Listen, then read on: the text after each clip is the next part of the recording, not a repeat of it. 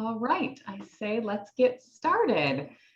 Hi, thank everyone for attending today. This is our August IGSHPA Town Hall, and I couldn't be more excited about our topic and our panelist speakers today. So we will get started. As usual, my name is Courtney, and I am the chairperson of the IGSHPA Board of Directors. And during this town hall, we'll just kind of go through some of the housekeeping early on. If you have any questions that you'd like asked to the panel, please just send those right into the chat function in Zoom, and we will be happy to read those. If for some reason your question is not answered during this town hall event, we will be forwarding all the questions on that come in after or that we don't address during the event to the panels and to the panelists, and we'll be happy to get the answer over to you. But again, if you have any questions, just make sure to type those in, and Darren Beller, who's going to moderate today, will be happy to read those and get some feedback from the panelists. Again, if you have any other questions after today or questions about future town halls or any events, please feel free to email us at info@igshpa.org. So again, I am chairperson here for IGSHPA. Couldn't be more excited at the success that we're having with these town hall events. We are always looking for town hall topics. So if there's something you'd like to see addressed, something you'd like to see us talk about, just again, feel free to send an email to info@igshpa.org, and we'll be happy to include those. So just as a reminder, we are going to have an opportunity to get together for a conference. So excited. The conference will be in Nashville, and it is a partnership with National Groundwater. More info is available on our website. One new thing we've actually also added to our website is an events section. So we do have a calendar of events up on the website that will include events for the town halls coming up or any other industry events that are relevant. So if you are looking for something or need more information, stop by our website and take a look at anything coming up. So a couple other announcements. We do have an industry enrichment presentation coming up with Ed Lorenz on August 26th. This is really going to focus on commercial design, and he is going to present along with Otter Tail Power to really talk about commercial design, the program that Otter Tail Power has. They actually have a bunch of students who are taking the CGD. So it'd be great to hear from them and what successes and challenges they've had with their program. And then Ed will really go into energy modeling and why it's so important to closed loop system design. So one last announcement, our September town hall will be September 15th. And we will be getting announcements out about that shortly after this event. But again, if you have any questions, just feel free to email us at info@igshpa.org. And just as a reminder, a bunch of people had renewals due at the end of June. We are still absolutely taking those renewals, and we are still currently waiving any CEU requirements. So if you're not sure about your renewal date or have any questions about your membership, again, just feel free to reach out to info@igshpa.org, and we'll be happy to go through that. So now that we have a bit of the housekeeping taken care of, I'm going to turn it over to Darren. So if you would like to just start going through the panelists, that would be wonderful. I will. Thanks, Courtney. I'm Darren Beller. I am one of the board of directors, along with Courtney and Jason and Tim and Dawn and Blank with Brian. Hope I haven't missed anybody. Tim Wright. I am with Air Product Supply. We are a residential wholesale distributor for geothermal equipment, and so we supply those things to like the panel that we have here today. So I share in the excitement of the group today to hear some of their successes and obstacles that we've all shared over the years. We're just going to go through and introduce all of the panel members we have today, and then we'll try to keep all of your questions coming. Like Courtney said, those of you coming in late, feel free to use the chat function. We'll try to get each of those read and try to get all of those answered throughout this next hour. We'll do our best to keep us on time.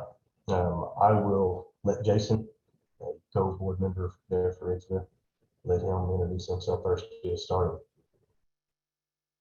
My name is Jason Cullum. I'm with Ground Loop Heating and Air Conditioning. My family and I run a small residential, light commercial installation business in the Mid-Atlantic. We've done pretty much exclusively geothermal for probably 30, 35 years now. And we dabble in traditional heating and air, heat pumps, furnaces, but it's pretty much all residential and it's pretty much all geothermal. All right, thanks, Jason. What about Mr. Hal Smith? Yeah, good afternoon. My name is Hal Smith and I'm with Halco Energy. I'm out of Phelps, New York, which is about halfway between Rochester and Syracuse in upstate New York in the beautiful Finger Lakes region. Halco's been in business 37 years. We started as a plumbing HVAC contractor. We've been doing ground source heat pumps about 30 years. We're very involved in the looking at the house as a system. We do a lot of weatherization work. We insulate and air seal homes, a lot of spray foam, cellulose insulation. And then we're very involved in the clean energy business. You know, electrifying homes is really the mission we're on today to tighten them up and get a heat pump installed. Thank you. Very well, thanks, Hal. Mark?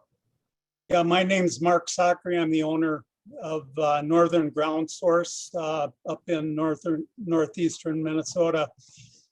We started, we're on year 20. We're exclusively design, build, geothermal. I've always had the privilege of running the business and consulting out of my home up in the woods on a pretty little lake and running a virtual business, if you will. But my son Garrett runs all of our field operations out of Duluth, where we have our main shop. We have such a variety of geology in our region. We do primarily horizontally excavated applications, but we also manage to get up the North Shore and up toward northern Minnesota on the Canadian Shield, where we do some rock boring and a little bit of mud drilling as well. I just had, anybody hearing that? I didn't, yeah, sorry about that. You're okay, Mark. We still Yeah. got you. All right. Anyway, we specialize in hydronic split applications, a lot of radiant floor and you know, combined radiant floor and forced air heating and cooling, 100% hydronic. That's kind of our mainstay. Thank you, Mark. Robert? My name is Rob Dirksen. I'm a co-owner at Michigan Energy Services. We're located in Michigan, just about 40 minutes west of Detroit. I've been in the industry since 1990, so celebrating my 31st year in the geothermal business. 24 years as a co-owner at Michigan Energy. We're predominantly geothermal. We do about 70% of our work is geothermal application, residential only, no commercial work. We have somewhere in the neighborhood of 4,000 applications we've done in the 24 years I've been with Michigan Energy. So we've done a lot in Southeast Michigan, and you know, really look forward to being able to provide some information tonight to the attendees, or today to the attendees, and hopefully you can get some good feedback out of this. Thank you. Getting some feedback there, maybe we will hope better. And I'm not sure why the video keeps starting and stopping, but hopefully we can get that cleared up as well. Okay, so the first question, I guess we'll start, and we've all shared in these experiences, I'm sure, over the years, but we'll start with Jason. Jason, as you're going in and you're talking to homeowners, you do this daily, what is the single most obstacle that you consistently run into when trying to sell and promote geothermal? I guess payback is probably the first. Everybody probably agrees with that. I guess the main thing I thought about this question a lot. The main thing I took away is I feel like people don't necessarily say, no, I'm not doing geothermal. When people come to us, they pretty much know they want geo. They know that's pretty much all we do. So when they come to us and they tell me, well, my furnace isn't that old, it's not that they're saying no to geothermal, they're saying no right now. I feel like that's the pushback I get more than anything. Is it's not that I'm not going to do it, but I'm not ready. There's not enough urgency. I haven't created enough urgency, if you will, for them to do it right at that moment, you know, that day. Maybe it's 3 years from now, maybe it's 10 years from now, but And what is the reason for that? Again, I would probably say payback, and other than the tax credit, I think the biggest thing that fuels that is fuel prices. With natural gas exploding and the prices are just dirt cheap nowadays, at least in our area they are, it's almost a break even in heating with natural gas in our area. And that's very hard, and the utilities are only expanding that. That's probably the biggest thing that we run into nowadays, especially, everybody's on board for the environment, the new administration nowadays, and that kind of person, that kind of mindset is usually found in a more, in a less rural area, if you will, which is where natural gas is present. So yeah, it's a positive because of the environment, but it's hard to sell somebody a geo when you got to tell them you're not going to save a ton of money in the winter in heating, which is in our area one of the biggest expense. Thank you.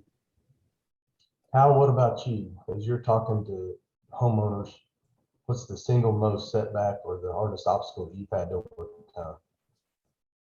Yeah, I would agree a lot with what Jason said. I think timing is an important issue. We're fortunate in our area. A lot of our business is in Ithaca, where Cornell University is. So we have a lot of people that are very environmentally minded, and so that's a big advantage. But timing the installation with end of use of their existing system is also important. When you can say to them, you need to do something because your old system is failing, and to stick with your current fuel, a heating cooling system, you might be talking $20,000. So starting out with that, they have to spend some money, makes it much easier to upgrade to Geo. We're again fortunate in New York State that they've, on top of the tax credits, there's some substantial utility rebates different for different utilities throughout the state, but that's been a big help for us to make it financially feasible. All right. And Mark, kind of the same question with you. And I know some of these may be consistent with the others, but do you have any obstacles that you guys run into consistently? Yeah. In our area, we at one time in 2008, we had more than 24 so-called installers in the Duluth Superior region. And that followed the tax credit, which just attracted a slew of inexperienced people. And so as a result, many systems have gone in that did not work properly. And so the greatest objection I sometimes find is, the old geothermal doesn't work argument. And I usually am able to put that to rest just because we have such a strong base, customer base. We can certainly demonstrate, contrary. And usually I'll be very, very adamant that whenever you see a problem with geothermal, it is not fault of the technology, it is a fault of the original installing contractor.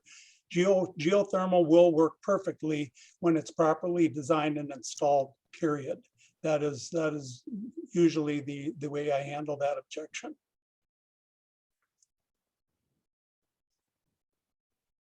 All right, very good. And Rob, let's keep the same question throughout. Finish up with you, and then we'll switch to a different one. But what is a consistent obstacle that you run into? Well, I think in the industry now, it's affordability. We're focusing a lot on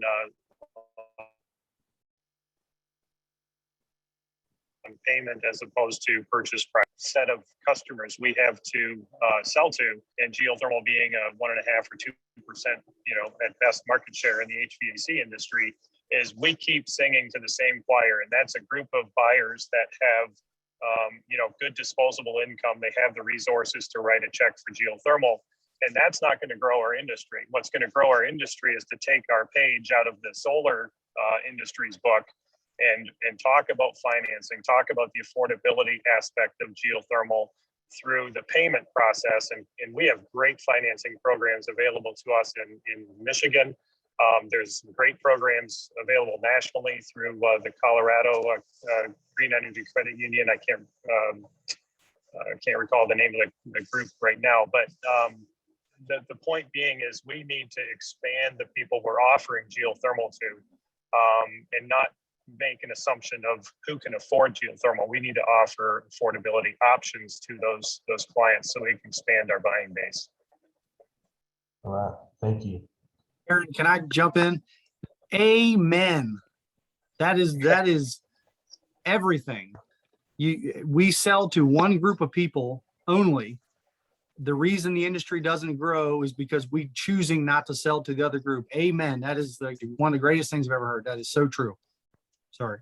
For sure. Now, we're going to switch gears a little bit because I know Courtney's going to have to leave, and she represents the drilling aspect on the board. And we had a question that came across yesterday that I wanted her to address, and it was basically in a large part of the country, we're seeing drillers and being the big kind of holdup on getting a lot more installations. There seems to be a drilling shortage with many parts of the country, and it was kind of asking a question of why do we think that there's a shortage? I mean, there seems to be, it's usually a supply and a demand type thing that you would think. And so I'm going to turn that over to Courtney, let her elaborate on that since that's her expertise. But Courtney, kind of share with the group a little bit on why you think that that's an issue.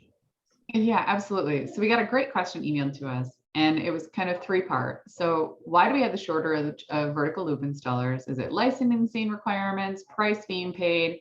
Is there something that could be done to have more drilling contractors? And then they asked, what can national, state, or state regulators help to do to fix that? So I get this question a lot because honestly, I get these calls a lot. As a drilling installing contractor, I get calls from all over the country asking us specifically a lot to come and drill residential. However, as many of you know, mobilization is a bit of a thing. So unfortunately, I can't help everyone from Michigan. However, it's one of the things that I'm so excited about this conference in December, partnering with National Groundwater. What better way to attract drillers to our industry than to go where they are? So it's a great opportunity for us to get in front of drillers, educate drillers, talk to them about why they should include this in their business model, not just as filler work, but legitimately include this in their business model, along with their well drilling business, especially with the growth that I'm sure most people on this call recognize we're going to see in the next, honestly, 12 months. We have nothing but opportunity. So I think that hopefully this conference is a first good step. And it's why, as the national organization, we really felt that the partnership with National Groundwater was going to help serve us. I will say that in part of the question he asks about regulatory and licensing requirements, I will say licensing and regulatory requirements across the country are a bit prohibitive. That if you're not a multi-generation well driller, it is very difficult to get licensed in several states across the country. So I would say that it's one of the things that I'd like to continue to lean on the partnership and relationship with National Groundwater is how can we solve that? How can we educate regulators and state officials as to why is it different and why should they have different requirements or testing requirements or different experience requirements? Insert what could be different about a geothermal driller versus a water well driller. So there are states across the country that do have specific licenses for it.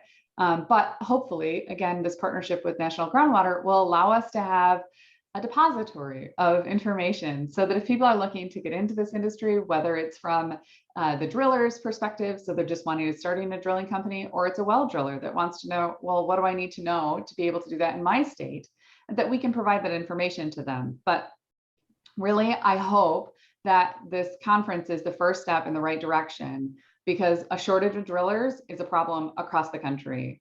I know specifically up and down the coast, the East Coast is a problem, up and down the West Coast it's a problem, and I'm sure throughout the middle of the country it's a problem as well. But I'd love to hear any of the panelists also, if you've had some success recruiting drillers in your area or even finding some contractors, how has that worked for you? Jason, do you have any suggestions? You want to start that? I don't have any suggestions on how to recruit them. I guess my thoughts are, in our area, it comes down to money. There are drillers out there. The ones that I talk to don't want to, they want me to pay more than I'm currently paying. And in the geo world, we're all trying to get the cost of an installation down. And here, Courtney and every other driller out there want the prices to go up. So, you know, the installers trying to get it down. The drillers have for years have complained about the pricing, and it's ridiculous that we drill for what we do it for. We can't hardly make a living. And, you know, that's hard for us to accept. I'm not saying it's not true, but it's hard for us to accept as we're trying to get the pricing down.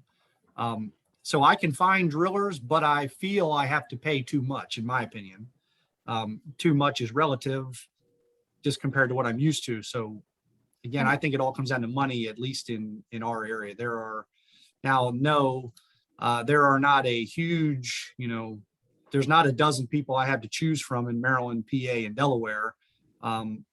I would think off the top of my head, there's probably 5 or 6 drillers that I have. One of them works everywhere, and then everybody else is piecemeal. I work here, I work there, I do mud, I do air. And most of them, they want more money than what everybody else wants. So I will say part of the price problem, because I run into that too. So as a drilling contractor and all I do is geo, that's a benefit to me because I know how to price geo. When we're talking to a lot of the well drillers, they don't necessarily know how to price it. They're going to throw some crazy number because it's just not something they do every day. So hopefully that's part of the education process where we can talk to them and educate them about why geo is different than when they just drill a water well. And hopefully that's maybe some of the fears we can solve at the conference as we educate them about drilling. But again, I run into that too when we get busy and need to sub and try and reach out to water well drillers. The price is a lot. But again, that's what we try and do is educate them that thermally enhanced grout isn't as scary as it sounds. Hal, do you have any success in New York? I mean, New York is just such a hotbed for geo. Yeah, we're experiencing a huge shortage, and it's a big backlog. And you know, our drillers now, you know, they're 5 and 6 months backlogged. And so what we've been doing to combat that is we're looking a lot harder at the jobs to make them horizontal jobs. And you know, so we've had some success converting some of the jobs that simply would have been easier as a vertical job into a horizontal job because of the backlog. The other thing that we're starting to do is just think outside the box a little bit. There's some water well drillers that are willing to drill the hole, but they won't loop and grout. So we're looking at doing looping and grouting to be able to utilize some of the water well drillers. And then some of those guys that are drilling water wells don't want to come in and drill a 500-foot loop. They want to stop at 250. So, you know, now you're going to deal with joining two wells together, which is a little more work, but not the end of the world. So I think there's a lot of give and take, and you gotta find different solutions. I don't think there's one magic wand. And I think in New York, we face some pretty challenging geology that adds to the problem. So it's, I guess, what they have to add. We've got a couple of questions coming in on drilling, so let's touch on those. If anybody wants to speak up, one of them, I'll kind of combine these two. It's what price per foot do we see in different areas for geothermal drilling? I'll speak for what I see here in Oklahoma and in Texas. And I know it depends on whether or not you ask a driller to do the headering and all of that, but we're typically in that $10 to $12 per foot range. And so I know that's different geographically, and the other question was, do the drillers charge more for a geo than a water well? And I think it's probably the opposite in our area, where the water well certainly they get more dollars per foot to drill that, and that seems to be the issue. But we can just kind of go maybe to Mark, let him pick up on that and kind of what he sees in his area, and then we'll go to Rob. Yeah, well, I'll tell you what, we drill in 2 billion-year-old Precambrian rock up on the North Shore that when you talk about costing too much, we're north of $25 a foot right now. And one of the things in Minnesota, we have some pretty strict rules that oversee drilling operations here, including water well. One of the things required is a backfill grout that's a Portland cement. We can't just use bentonite in a rock board application. And because of the extreme variety of geology here, we might have a place where you only have 60 feet of overburden over bedrock. And so we wind up almost invariably going to a less expensive horizontally excavated application. And the shortage we're seeing, we've never really had a problem finding, we work with one exclusive rock driller up in Schroeder. They're excellent. Anybody can drill in hard rock if they have the right tooling and all of that, but these guys are just impeccable on their backfill grout. There are no air voids, nothing. Hydration rate is perfect. We've never had an issue with a single borehole that they've ever done. Now on mud drill, that's a little different. We have to go a little far to find someone to do that, and you pay the price for mobbing up to the site or whatever. But the shortage we're seeing now is actually horizontal, and one of the reasons for that is new rules that have gone into effect. I believe they're all by now that kind of lump everything together as bored geothermal heat exchangers, whether it's horizontally drilled or vertically drilled. You have to be licensed and certified. You have to meet certain qualifications. And now directional drilling requires backfill grout, no matter what, even in really nice silica sand, wet silica sand formations, which is kind of counterintuitive, but that's what the law requires. And so, you're hard put to find a directional driller worth the salt that can actually do that portion of it. Okay. Rob, what about you? Do you see a pretty diverse in the drilling conditions that you see in your territory? Yeah, we've got really pretty good drilling. I mean, Courtney would be able to speak more to what our drilling conditions are like, but we work with the local driller, and we're anywhere from $10 to $15 a foot, what we call a drill, drop, and grout. Those conditions, we provide the loop set to the driller. They drill the hole, they drop the pipe, they grout the backfill, leave the stubs up for us to tie in. So we do our own tie-in. So that's not a completed loop system. So we still have to go with our own excavation equipment and get the loop tied into the home. We do have the cement requirements if we get into the bedrock here in Michigan as well, as you do there in Portland. And so we do have some interesting conditions in Michigan drilling wise, but generally it's pretty good. Our scenario is we have few drillers that are doing geothermal. They're mostly focusing on water wells, which is where their bread and butter is.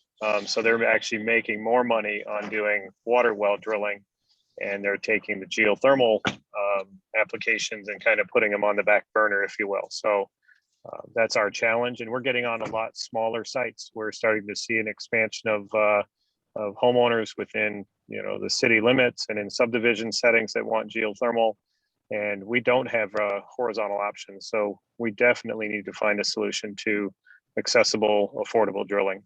Okay, I want to get us back on track, maybe more on the residential promoting and sales aspect to the homeowner. I know you guys are well versed in the geothermal aspect, but I think more of your kind of why we're here is to kind of talk about the obstacles of specifically promoting geothermal to homeowners and getting those things installed. And so I'm going to just ask a couple more questions back on that.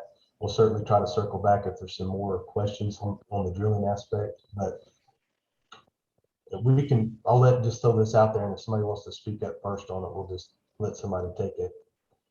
Is there a specific sales tool that you guys seem to use that you've had success on when you're going in and promoting geothermal? Most of the guys that I talk to, they have some sort of sales tool that they like to use to kind of show all of the different savings and benefits to that. Is that typical with one of you? Does one of you want to answer that? I'll speak to that. I'd be happy to jump in first. Okay. Go ahead, Rob. So I've been developing a software here for the last couple of years, and it's in pre-launch right now. But what we really focus on in our sales approach with our customers is the wants, needs, and goals of our customers, as opposed to coming into a residence with a preconceived notion as to we're going to sell this customer, system A, B, or C. So it's about listening to the customer's wants, needs, and goals, and then offering them options that meet their goals. And a lot of times we might be going in where they are not asking about geothermal up front, but we are always offering a geothermal solution based on the communication we're having with the customer. So, we've been really a consultative selling model for as long as I've been in the business, and just providing our customers with the knowledge they need to make a well-educated decision, long-term decision. And so we talked about payback earlier, and I didn't chime in on that comment, but I think payback is really a word that should be stricken from our sales approach in geothermal or in heating and cooling in general. If you look at the payback analysis of changing an 80% gas furnace to a 95% gas furnace, and you take a look at that cost, you're in the 60 to 70-year payback. There's no reasonable payback for an HVAC system, in my opinion. What it comes down to is life cycle costs. And so that's what we talk to our customers about, is if you're making a long-term decision to stay in your home, we're going to offer you a solution, and we're going to talk about all the costs that go along with the purchasing and ownership of that system, including energy, maintenance, and replacement costs. And so part of our software model is to show the typical average replacement duration being, say, 15 to 17 years or so with a conventional system, and 20 to 25 years with the geothermal system. And when you factor in your life cycle costs over 25 years, the geothermal wins almost every time, even against the low cost of natural gas, and even before you factor in the tax credit. And so tax credit is our last conversation, last part of the pie. That's kind of like the icing on the cake. And oh yeah, I forgot to tell you, there's currently a 22 or 26% tax credit for the installation. So that kind of seals the deal, as opposed to leading with it, we end with it. And so that's our approach. And we've got a software tool that's getting close to being completed, where we can do load analysis on site and work through all of the HVAC options the customer wants to investigate, with operating cost analysis and life cycle analysis, all in the same visit, all in the first stop at the home. Great. Thank you, Rob.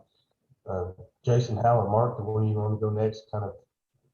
Yeah, I'll jump in. And in New York, I'll wave the New York flag once again, but about maybe 8-9 years ago, started these heat smart communities, and they started in Tompkins County, Ithaca area, and now they've expanded them in the last 9 years throughout the whole state.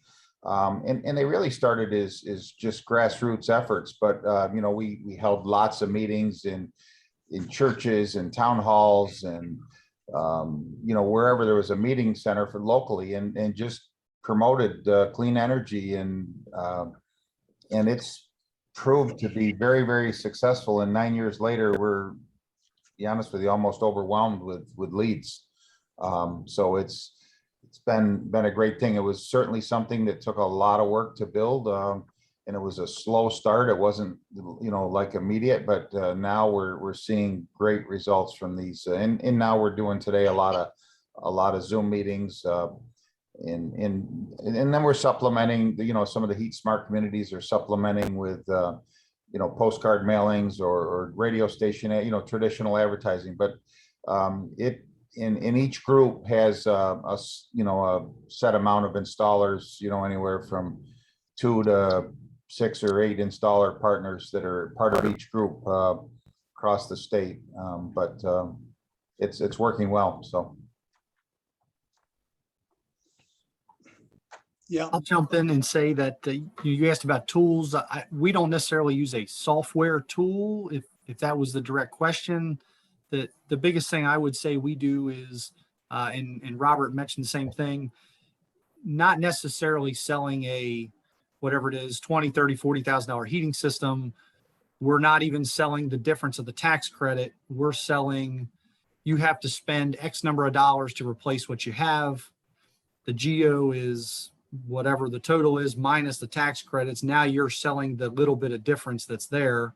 And then on top of that, you finance it. And there's lots of different financing.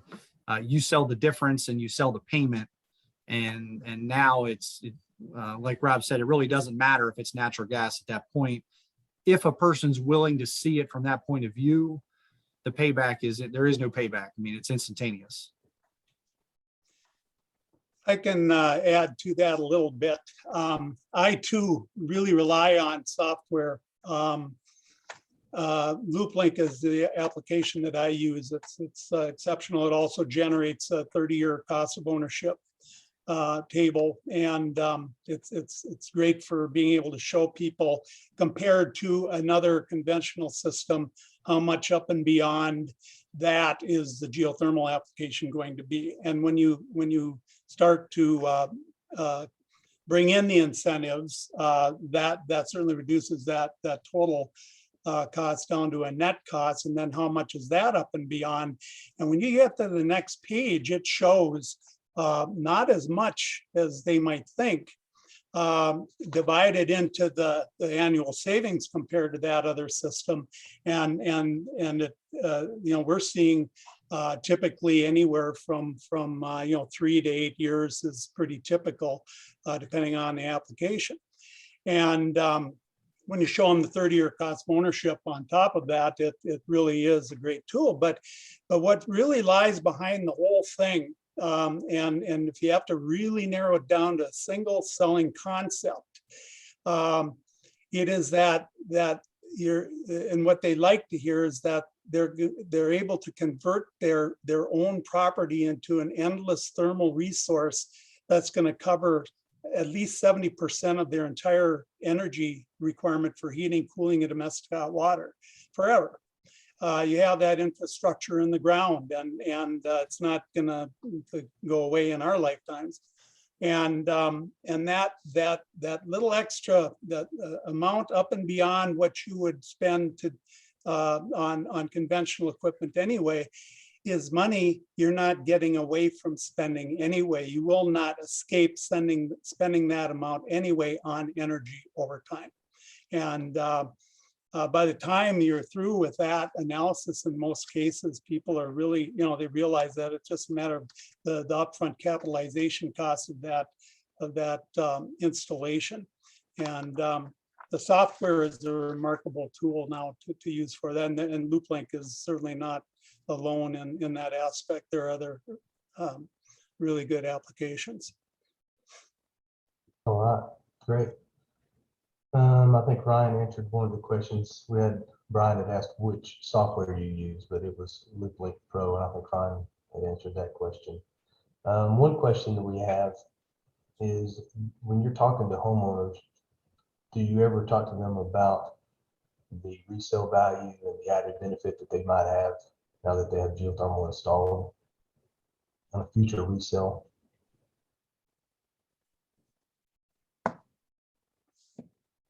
Do any of you guys ever present that to your homeowners in that way? I can say we don't necessarily bring it up every single time. It more follows into when you're selling, you're asking, what is your plan? You're trying to get a picture of what the homeowner is going to do for the next 20 years. Is he going to be selling the house? Is he going to be there for 5 years, 10 years? Or if it's lifetime, then yes. If he's talking about a shorter period of time, yes, then we bring up resale. All right, great. There are some studies there, and I think there was one done recently in Minnesota that's beginning to brings some validity to that conversation, because I mean, we can talk about resale and value all day long, but until it's recognized by the appraising community and the banks and the real estate community, it's really kind of a crystal ball, right? So, but there is some data showing that people are willing to pay more for an energy efficient home, but it's taking some time to compile that and for it to kind of hit the market as a true statement. Thank you. One of the things that I've consistently ran in over the years is I feel like as a whole, as an industry, that we really overcomplicate geothermal to the homeowner level. And what I've started doing years ago when attending home shows and different things, if a homeowner would come up and the first question a lot of times is, how does geothermal work? And I think at that moment, as a whole, we've missed up. We overcomplicate it. And in about 5 minutes, we've confused them to a level that they think it's a lot more complicated than it is. And so we really just try to talk to them about the differences. We don't try to get into the refrigeration and heat exchangers and all of that, because it can be intimidating. Do any of you, we can start with Jason, when you're explaining how geothermal works, what's kind of your go-to phrase? I'd say we do it two ways. The simple way that every homeowner understands or thinks they understand is the ground's 55.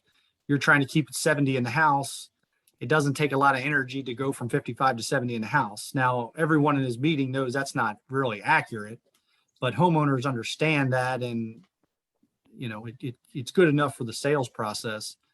The other way we do it is to say, look, forget about temperature. It's not about temperature. You're just going to confuse yourself if you think about that. Think about its heat.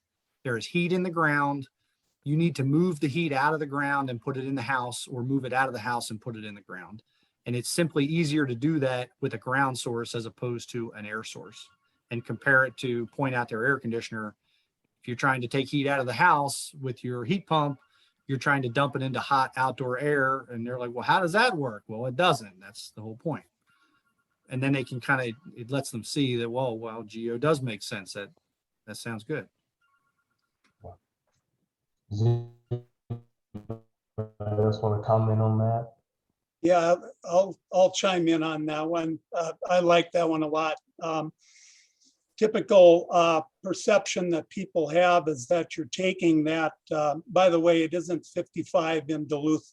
In Duluth, Minnesota, 8 feet below the ground, the temperature ranges from a high of 48 in summer to a low of 34 in winter. So that's what we're dealing with. When you get into vertical, deep earth applications, then your Duluth complex, I believe, is just pretty consistently 46 to 48 degree deep earth temperature. But when I do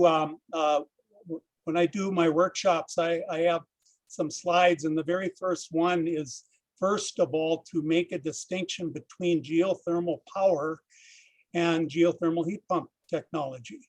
And I show a picture of a geyser and a diagram of a little generator that pretty much shows what geothermal power does.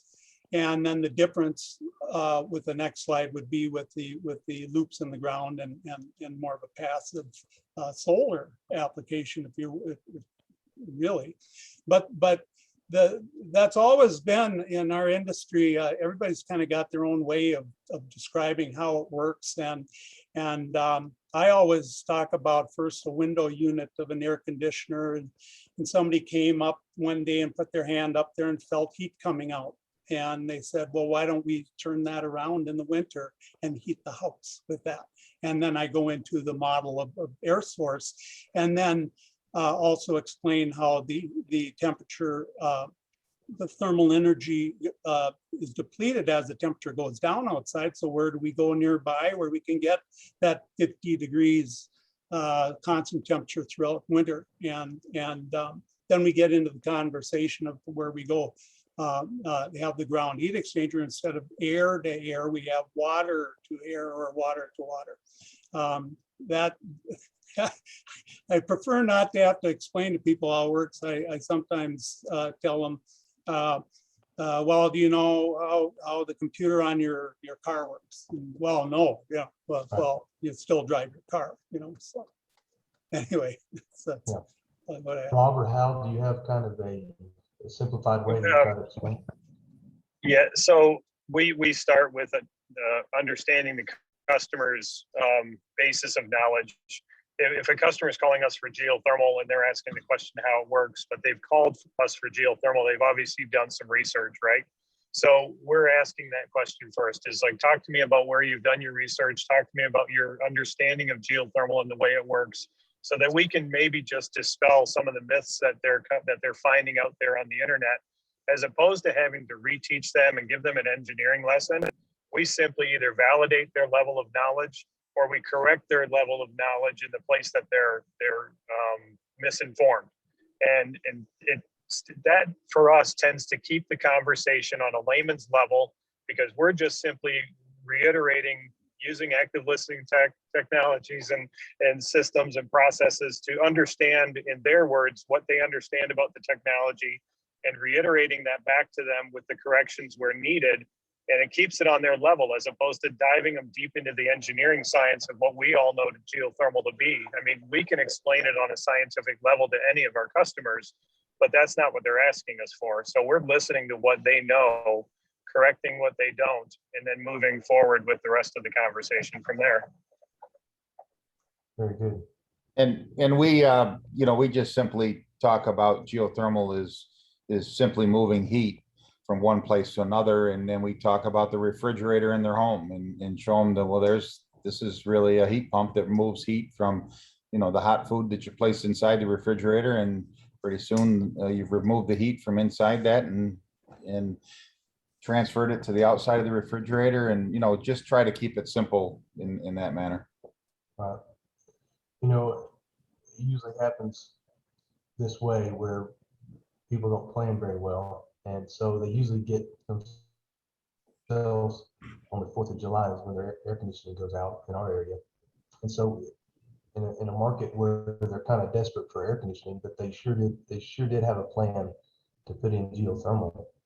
What do you guys do in that area where it may be some time before you can get the ground loop in? How do you capture that sale and not let it go conventional? We can start with, if we want to go back to Jason. I might not be the best one to ask, because usually when people call us, they know they want geo, or they're very interested and they have an idea of the time frame. We don't get a ton of people looking for heat pumps, and we convert them to geo.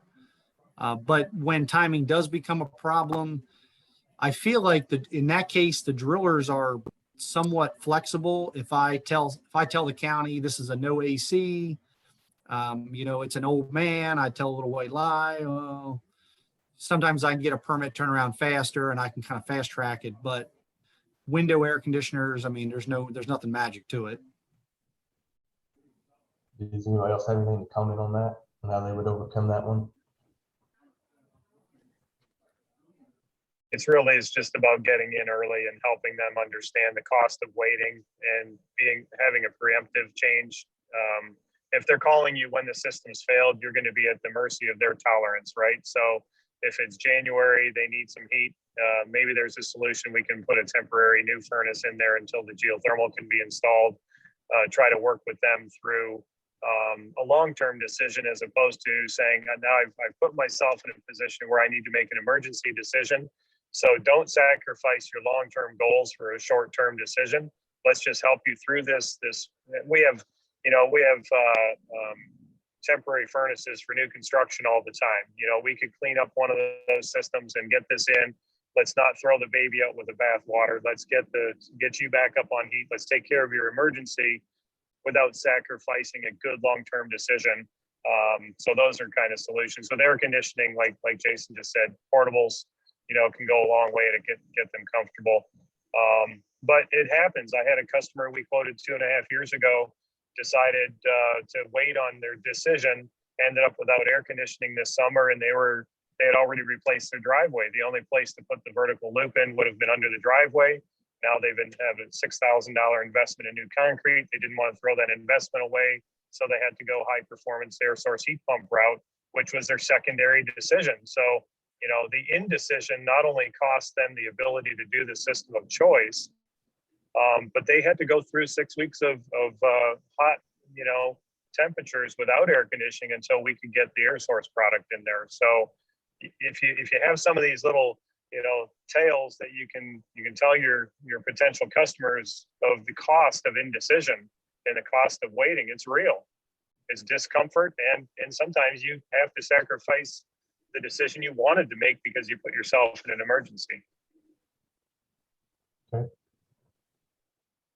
All right, we have a question from Carrie. In these crazy times that we're having with the constant price increases in materials, specifically HDP pipe, have you guys ran into the issue where you're either having to be forced to try to absorb that, or you've had to try to pass on price increases? How are you guys handling that, where you're pricing a job now and the unknown might hit you tomorrow? Mark, have you ran into that type of price increases? Well, it's you know, one of our manufacturers had you know, the usual January price increases, and then they had another one in May and just another one now in June. So, you know, we're seeing these prices go up, and was a little bit startled to see how high pipe was all of a sudden. So we haven't really, you know, we're not really that deep into that yet. It's only been a few months here, but everything's going up. Materials are in some cases back ordered and hard to get, but it's sort of like everybody understands, at least the way we are able to convey it, that we're all in the same boat with this, you know, and we hope that it's a temporary thing. If prices go up, if inflation increases, everybody's going to hurt. But then on the other hand, you look at energy and energy prices going up. So everything's scalable, it seems, you know, with our business. Everything kind of goes with everything else economically. So far as the tax credit goes and all of that, when you talk about delaying, you know, or what Rob said, you know, about putting things off or whatever, that has been one thing where people want to take advantage of that 26% before next year, you know, kind of thing. But material costs now, we're just kind of readjusting, and we'll see, I guess. We're going to keep our eye on it. Just kind of keep in mind that everything is scalable, so you know, everything goes up. All right, very good. Anybody else want to comment on that before we move on? We've actually shortened our proposal valid 4 terms. We've gone as low as 15 days from the time we quote a job because of all the rapid price increases. We stay on top of our pricing, and like as I mentioned, through our software, we stay on top of pricing on every invoice and adjust as necessary. So we try to insulate ourselves as best we can there on just sold jobs, right? You're always going to have one that you sold, you know, a month ago, and you're putting it in 2 months, and you've got price increases between day 1 and day 60. But we, you know, our terms are 15 days now that the price is good for. So even that cost of waiting, we could actually raise the price within, you know, 3 weeks of the last estimate we gave you, because of our current environment and our current supply and demand chain is causing us to do that.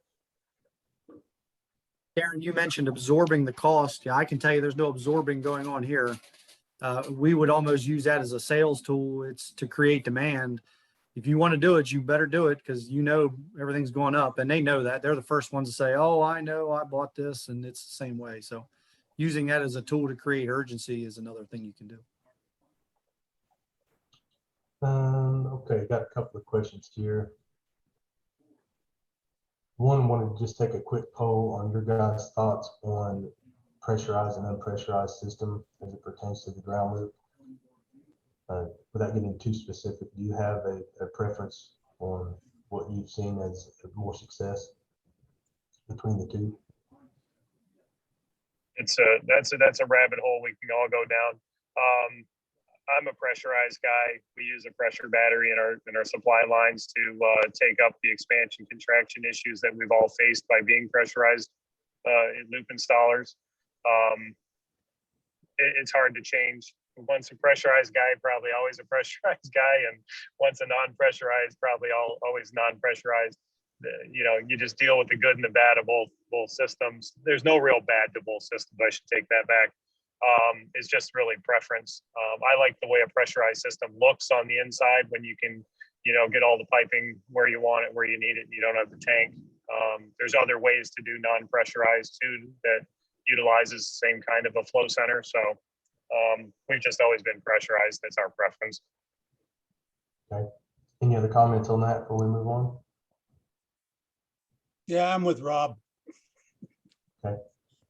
Say I'm pressurized, but I do like the idea of non-pressurized to get rid of some nuisance flushes. But I think you still would need to flush it with a flush guard. Okay. The pressure battery is a good option there, Jason. And if you've never put one in, it's just basically a little bell housing. It works like a bladder tank. You can bury it in the ground. It's fused in line with supply lines. Or you can use like a GeoPrime tank or something like that from GeoFlow that has a little tank above the flow center, which provides the pressure on the pumps just through the water column pressure. They have about 1.5 gallons of fluid above the flow center. So there's a couple of ways to do it other than the QT tanks and things like that sit on the floor. So there's a couple of new options out there. My father has always beat into my head pressurized. And the reason you have problems with flushing is because you didn't do a good flush. I'm starting to get away from that, but we're still pressurized. Hey, Paul had asked a question, and then I'll kind of combine it with another one. But is the electric utility rush to embrace cold climate air source heat pumps impacting ground source heat pump sales? Do any of you on the call have side-by-side comparisons to that? And then I'll just kind of add to that. What's the single greatest threat in addition to air source heat pumps? Is it VRF? Is it mini splits? Is it solar? I'll just jump in real quick. I don't have much to say about that because we're exclusively geo, but we do always tell people that sometimes where geo is not the right solution, air source would be the next best thing. So it isn't a matter of really competing, and some of the air source installers kind of resent geo, and I've seen over the years, and it really shouldn't be that way, because as responsible consultants and contractors, we're trying to find ultimately the best solution for the customer. So if it's a geo application, that's fine. If air source is a better solution, then fine. It really comes down to what's the best solution for the owner. Right. So let me jump in on that side a little bit here too, because one of the things that I think, again, we'll take a page out of solar in terms of the financing and the way they promote their product, and take a page out of the ductless systems. And we all know the big player in that market with the big M. They have had consistent success selling comfort. They have not gone down the path of trying to sell their systems based on payback. They are a solutions company. We are solutions people in the geothermal industry.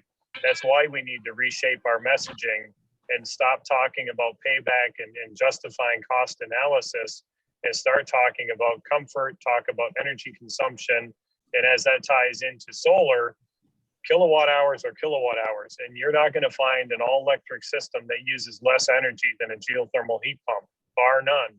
Coefficient of performance of a high performance, cold climate air source heat pump is going to average somewhere about 1.9 to 2.1 seasonally. Geothermal is averaging 3.5 to 4.5 seasonally. So we have the advantage from an energy consumption comparison. If we're competing against solar, we need to make solar our friend and really educate our customers about the next logical step, or the first step is to go electric and then produce as little electric as you need in terms of reducing your consumption. air source heat pump manufacturers don't even have energy modeling software available. I just got a spreadsheet from Mitsubishi that supports everything I'm saying. Their average COPs being down around the 2.0 mark. So if we need to get into the weeds with somebody from an engineering perspective, and we really want to show the geothermal's dominance in terms of energy performance over cold climate air source heat pumps, the data's out there. We win all day long. All right, guys, we're getting towards the end of the hour. Are there any other comments on that, or any of you that'd like to share anything before we get wrapped up? Final comments? I know we could probably talk back and forth and jump down various rabbit holes and go on for days, and but just to again tell you guys how much we appreciate taking your time out of your busy day to be on the panel, to everybody that logged in today to listen in. We hope to, at the conference, to put together a residential little breakout session. Hopefully some of the gentlemen can attend, and we hope to this be a little teaser of what we want to do in December at the conference. So any of you guys that can make that, make sure that you get registered. We'd love to see you there. Be on the lookout for the September town hall. We'll be putting that information out here in the next couple of weeks. But again, thank you guys so much for your time, and look forward to seeing you all soon. Our pleasure. Thank you. Thank you, Darren, for moderating.